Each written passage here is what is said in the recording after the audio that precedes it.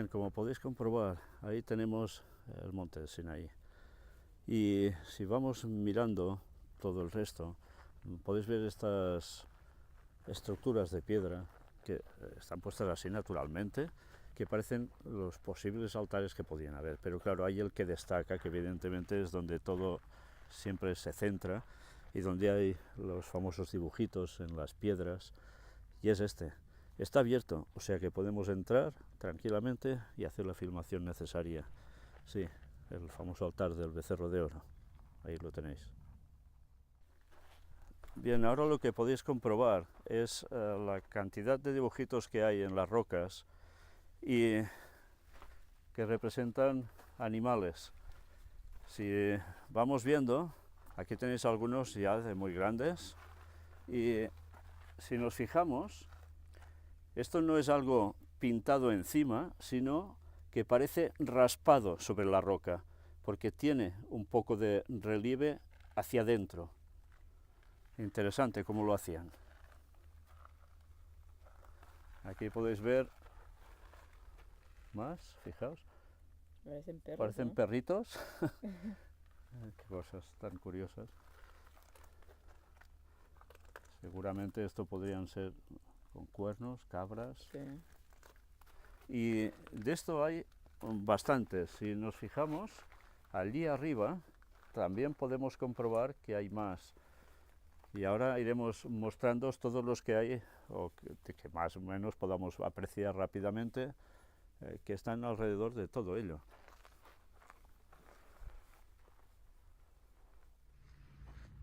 Bien, mirad, esto que veis al fondo es el monte Sinaí. Y desde allí, Moisés, cuando recibió los mandamientos, hizo algo. Al empezar a acercarse, el barullo que se oía en el campamento era porque aquí estaban haciendo las 1001 bacanales. Lo que él acababa de recibir, los mandamientos de Dios, no servían absolutamente para nada. ¿Y qué hizo cuando vio ese desfase que estaban montando? Arrojó las tablas de la ley, las estrelló contra el suelo. No sé si aún habrá algún trozo de esas tablas de la ley, de las primeras. Pero imaginaos cómo se debió sentir después de estar en plena gloria de Dios y ver el pueblo como por unos pocos días ya se había literalmente apartado totalmente del Señor. Lo que aquí se diría un desmadre absoluto. Y aquí, en estos altares de sacrificios, esos becerros de oro implicaban mucho más que, mira, sacrificar un animalito y no, era mucho más que esto.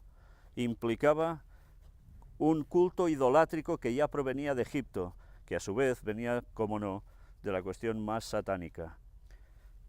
¿Por qué? Culto babilónico aquí. Sí, porque tenía que ver con esto, cultos babilónicos. Porque con los hebreos también marcharon muchos egipcios. ¿Y qué les transmitían? Pues sus falsas creencias. ¿Y qué implicaban esas falsas creencias? Pues vivir la vida, ya os podéis imaginar cómo. Todo lo contrario a lo que el Señor le dijo a Moisés. ¿Entendéis mejor que nunca ahora, desde esta perspectiva, cómo Moisés, mirad que esto es alto y lejos aún, pudo comprobar lo que estaba pasando y cómo se llegó a indignar con ira divina? No es para menos, no es para menos. Bien, mirad este dibujo que hay aquí. Este no es grabado, este es pintado. Fijaos, es de tono rojizo, a diferencia de lo otro. Y podemos ver animal, como la cabeza, los cuernos. Pues suena apis, sí, egipcio. Aquí veis otro tipo de, parece un toro, un becerro, en fin. Y luego, por encima, un hombre. Y puede ser que esto fuera otro. Luego lo que ya no podemos distinguir es que era todo esto de aquí. ¿Sí? Bien, mirad cómo aquí, si nos fijamos, estamos ya sobre el sería un primer piso de todo esto, para que me entendáis. Y vemos que hay uno aquí, otro más grande aquí, pero mirad en este paso tan estrecho entre estas dos cavidades, cómo hay otro aquí arriba. Pero bien, esto nos hace plantear algo. Esto es sumamente estrecho. Una persona, fijaos, ahora Fanny se va a retirar un poco. Intentaré entrar yo. Mido unos 78. Y fijaos, por aquí prácticamente yo no paso. Por tanto, ¿quién hizo esto? Porque el raspado llega hasta aquí. No es fácil ir raspando así. Fijaos que aquí abajo hay toda una roca en alargado. Fácilmente, ¿quién podía hacer esto? Claro, tenía que ser o un enanito o un niño. ¿Y qué podía hacer? Subirse allí y de pie hacer perfectamente el dibujo. Bueno, hace plantear cosas, ¿no? Hace plantear cosas. Quizás no solo participaban los mayores de todo esto, ¿eh? Mírate este que está justo al haber doblado esta esquina de esta roca. Yo desde aquí, con mi altura, puedo llegar a hacer esto un poco forzado. Pero una vez más, mirad qué hay debajo. Precisamente hay una roca que es sencillo hacer esto desde aquí. Con mi altura se puede hacer perfectamente. Por tanto, pudieron haber participado mayores, pudieron haber participado hasta niños, con lo cual da un poco la percepción de por qué finalmente este pueblo terminó como terminó. Y tantos tuvieron que morir en este desierto. No se escapaba casi nadie, ¿eh? La idolatría fue prácticamente absoluta. Cómo Dios no tenía que poner las cosas en su sitio. Aquí, mirad este otro, muy sencillo, ¿verdad? Desde aquí se hace todo. Una persona de mi altura lo hace perfectamente. Bien, mirad esto. Si nos damos cuenta, la parte de arriba del altar es una superficie bastante lisa. Lógicamente el becerro de oro debía estar en un lugar un poco elevado para que todos pudiesen estar atentos a la cuestión. Evidentemente el becerro desapareció. Ya sabemos cómo al final se hizo todo polvo y todo lo que pasó. Pero evidentemente para hacer el becerro seguramente también hizo primero un molde, porque difícilmente hicieron el becerro y con ese peso lo subieron arriba. Ojalá encontrásemos algo así, ¿verdad?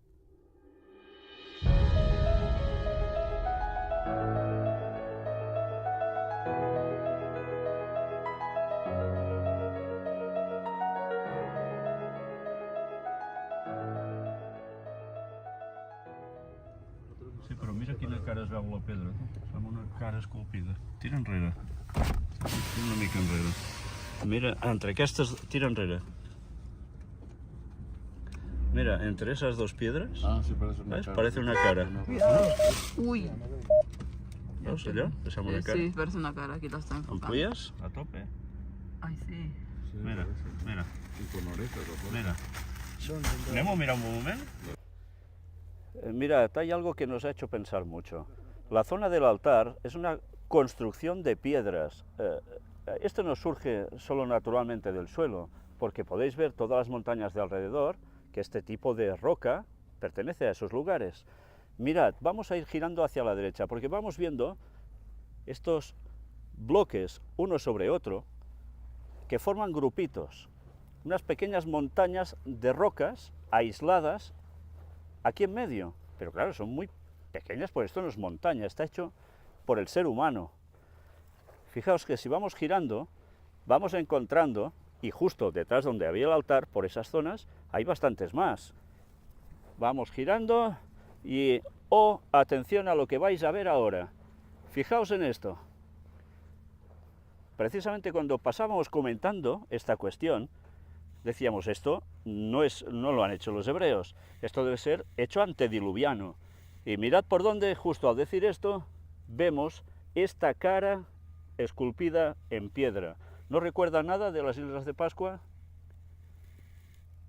Este lugar tiene toda la pinta de haber sido un centro de culto antediluviano. Y mira por dónde, aquí estuvieron los hebreos. ¿Y qué hicieron también? Cuando Moisés se va, lo convierten en un culto pagano, igual que antes del diluvio. Da que pensar una vez más, ¿eh?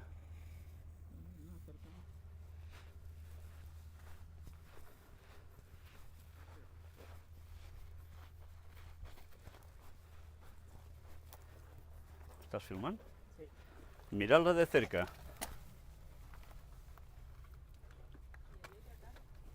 Erosionada, pero ahí está.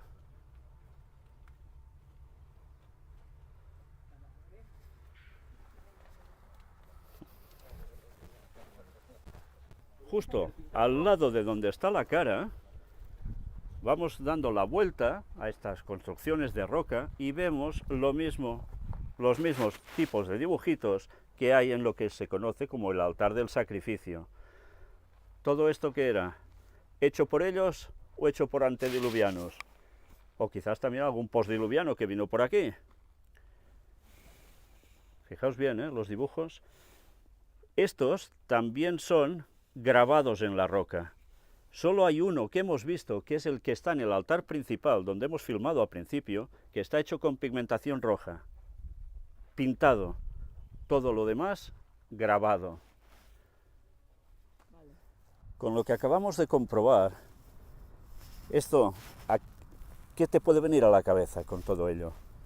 Esto era un lugar de culto pagano antediluviano. Quizás también aprovechado por postdiluvianos, puede ser.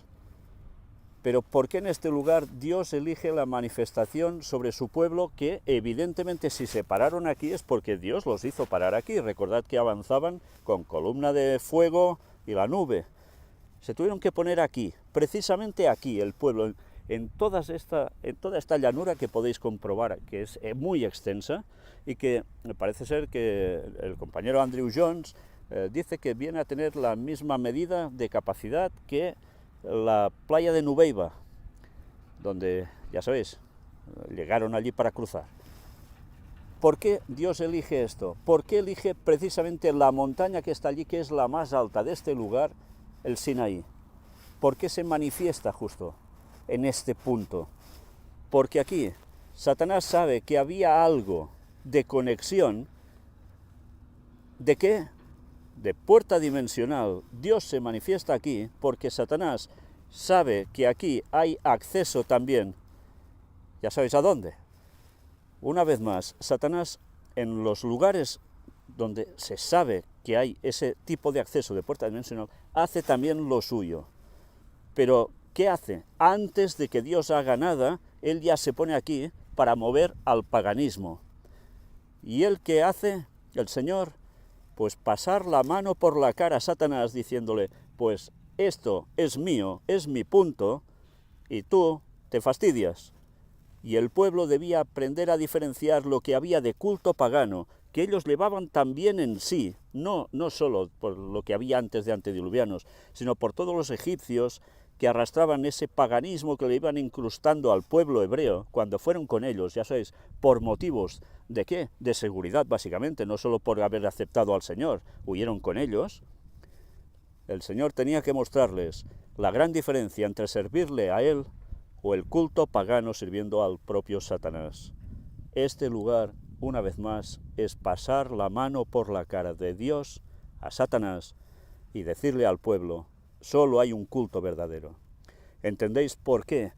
Esas pintadas que hemos visto en el altar principal, junto a estas que os acabamos de mostrar ahora, que no eran pintadas, sino grabados en la roca, eran de los anteriores, de los que habían habido aquí, en ese culto pagano. Y luego, la pintura en rojo, con esos cuernos tipo apis, que venía ya del tema de los egipcios, es lo que pudieron hacer los hebreos con el tema del becerro de oro. Pues el Señor los tuvo que poner a cuenta, porque ni así se daban para servir al Señor, con la gran manifestación que había sobre esa cima del Sinaí, que es la parte quemada, nos comentaban nuestros compañeros que pudieron subir más arriba ayer, que se ve inmenso toda esa zona quemada.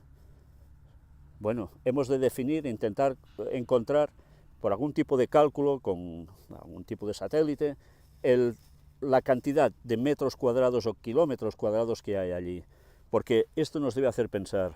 Recordad, ya sabéis lo que hablamos y lo comentamos en su momento, Satanás también se mueve, y no se mueve en un patinete, se mueve en una nave. Y ya sabéis dónde está precisamente esa nave.